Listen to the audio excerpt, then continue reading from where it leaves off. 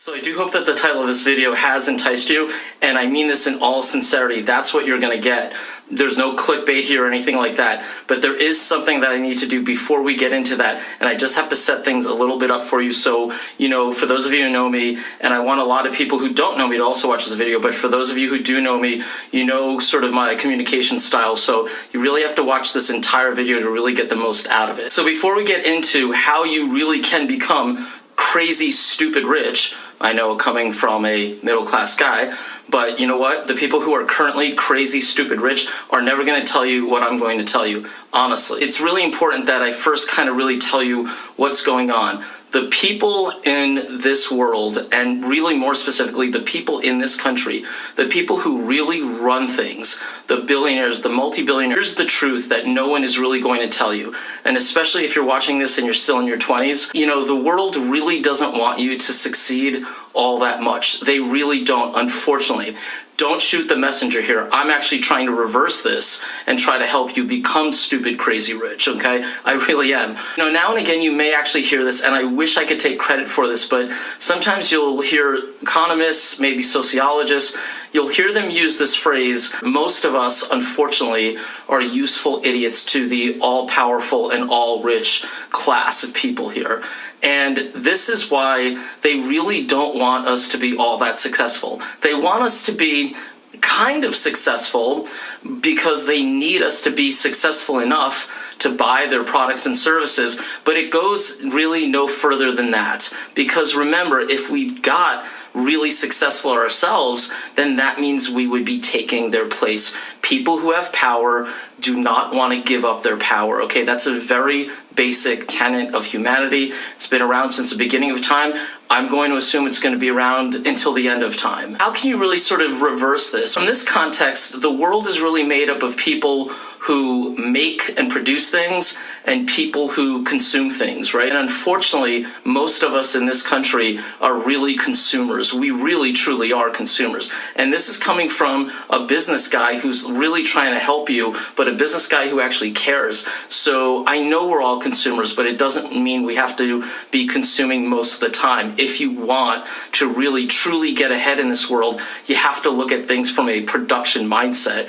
You have to look at things from the standpoint of what are the productive activities, what are the productive things that I can do with my life. If you've either started your career or even if you're still looking for the right career, that's fine, by the way. You might be working super hard at a job already that you've been maybe a couple of years, but it's not truly what you want to do with your life. It's not truly what you love. And there's a video that I did a couple months ago back in the summer that kind of sort of talks about this. I could put it in the description, but that's really sort of part of this, doing productive activities. Also, if you're still in school or you're thinking about going to grad school or you're thinking about going for yet another master's degree or whatever the case might be, if you feel that that's the right thing to do, spending quality time, quality being the key term, spending quality time with family and friends, definitely productive. Working on fitness, working on your own health, working on your body, going to the gym, sort of, feeling good about yourself physically as well as mentally. All of these sort of things are really productive, and I truly mean this. It's not just about work, work, work, because the most successful people, especially the most successful people that have really made it on their own, really do understand this sort of balance. So I'm not just saying all you need to do is work all the time, but you probably have to work most of the time if you really want to kind of get there. But these are all productive activities. But unfortunately, most of us don't do nearly enough of this stuff. Unfortunately, most of us are consumers. We do way too much consumption, and I'm sorry, I'm not here to kind of judge you or anything like that, but I do think that there are way too many people who spend way too much time on social media every day. I think that we put in way too much time watching movies and other, nonsense. It's good to watch nonsense now and again. It's good to watch good movies now and again. I don't think there's generally kids watching my videos, but if you are above the age of 14, my good advice to you is don't daydream. I know even when you're in your 20s, sometimes we daydream. I used to sometimes daydream too, but you don't want to daydream. Daydream gets you nowhere. And how you get things done in life by doing them. By the way, I understand creative visualization. That's different than daydreaming. For those of you who know how fond I am of my all-time favorite comedian, George Carlin. And Carlin had in one of his bits one of the greatest lines. He said, you know why they call it the American dream? It's because you have to be asleep to believe it. There's so many companies out there who make their companies, make their businesses on the backs of us because they're banking on us dreaming and daydreaming all the time and never doing anything about it until we die. Okay, so now on with the main event. So how do you become crazy, stupid rich? First step, I want to come up with a product or service that has some degree of broad appeal. Now, broad appeal doesn't necessarily have to mean it has to cater to everybody. It can, if that's what you figure out, but it doesn't have to.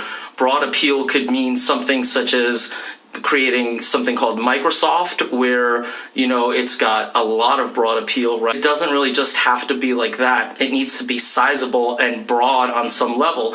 Victoria's Secret, part of L Brands, right? A company that I adore and that I worked for a long time, and I really have a tremendous amount of respect for, Bath & Body Works and VS. So if you look at VS from a marketing standpoint, from a demographic standpoint, Victoria's Secret really kind of focuses on just a small band of customers at the end of the day, namely women approximately the age of, let's say, 18 to 34, 18 to 35. In the grand scheme of things, that's a relatively small band. You have been able to expand to the extent that you can and grow almost in an unlimited way the amount of products that you can sell to 18 to 34-year-old women as a general key demographic. And that sort of also qualifies for a broad enough product or service. So whatever it is you do, if you really want to become stupid, crazy rich, just make sure that you're not really kind of getting into a niche, or if you're going to do a niche, again, let it be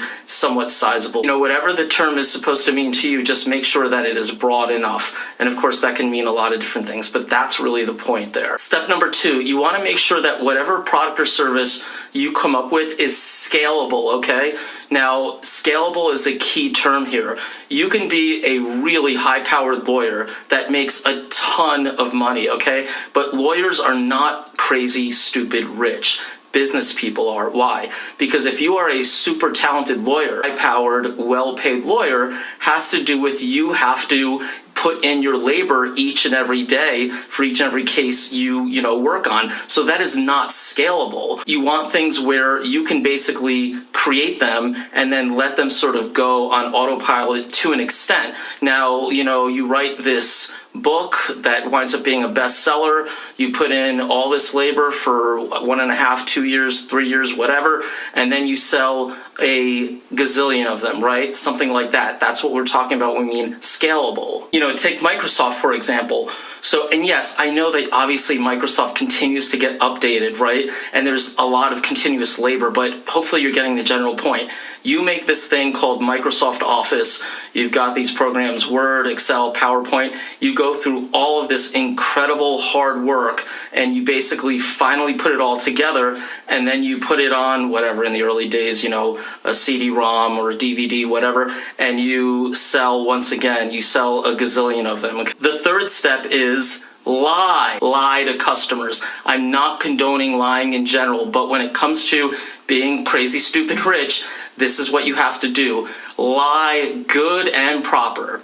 And you know what? When you're done lying, lie some more, okay? You got to keep those lies going. Some of you know how much I adore Tim Cook, right? So Tim Cook lies all the time. What is his latest lie with the iPhone 12? So he nicks the, those standard earbuds with the cable, and he also nicks the charger, right? So now I'm not going to turn this into one of my Apple videos. And what did good old Tim Cook tell you as to why they did that? He said it's because of the environment. Really? Really, it's because of the environment? Okay. So all of that expensive, fancy packaging that Steve Jobs instilled, that has nothing to do with the environment, does it? Right? Is this really about the environment, Timmy boy? Or is it the fact that you want to basically sell people the wireless chargers and you want people to buy more expensive AirPods, whatever it is now, AirPods 3, AirPods 4, I can't keep up with AirPods. Every business that really is huge. Every business where they are crazy, stupid, rich, they lie, and they lie all the time, and they lie through their teeth. They do. It's just the way of the world, okay? Step 4, find the absolute best way to appeal to your customer segment. What are you really selling them at the end of the day, aside from a product or service? Are you selling them dreams? Are you selling them hope? What type of emotion are you truly selling them? Make sure that you can come up with the absolute best story in terms of what it is. Is it hope? Is it dreams? Is it seduction? Is it promise? Make sure that you can find the absolute best appeal to your base. And lastly, make sure that whatever you do, keep your customers always emotional about things. Make sure that your customers are filled with whatever feelings that you are basically throwing their way. Make sure that they are constantly filled with feelings, because I can tell you right now, and when you look at every single company, every single large successful company, or every single really successful entrepreneur, you will notice that they are doing precisely that. You'll notice that what they are doing is that they are making sure that you are staying good and emotional. And the one thing that no company ever wants you to, God forbid, ever do is think. The last thing a company wants you to do is do some thinking, because if you do some thinking, you're going to say, wait a minute, do I really need this product, or do I really need this much of this product, or do I really need to constantly upgrade this product every damn year? Okay, so make sure no matter what you do, I cannot be more sincere about this. Always keep them emotional on whatever emotional level works. I mean, even look at, Oprah Winfrey, right? Oprah Winfrey, who's an entrepreneur, as well as, she runs a really large company. She has for, 30 years now, right? So from the company's perspective, feelings are great. Thinking sucks. So now you know the 5 steps in becoming crazy, stupid rich. And I really, truly hope you become, if it is something you want, crazy, stupid rich. So send me your comments and questions, and each week you'll get a chance to win a copy of one of my books. Your choice, either my book on presentation skills or business writing skills.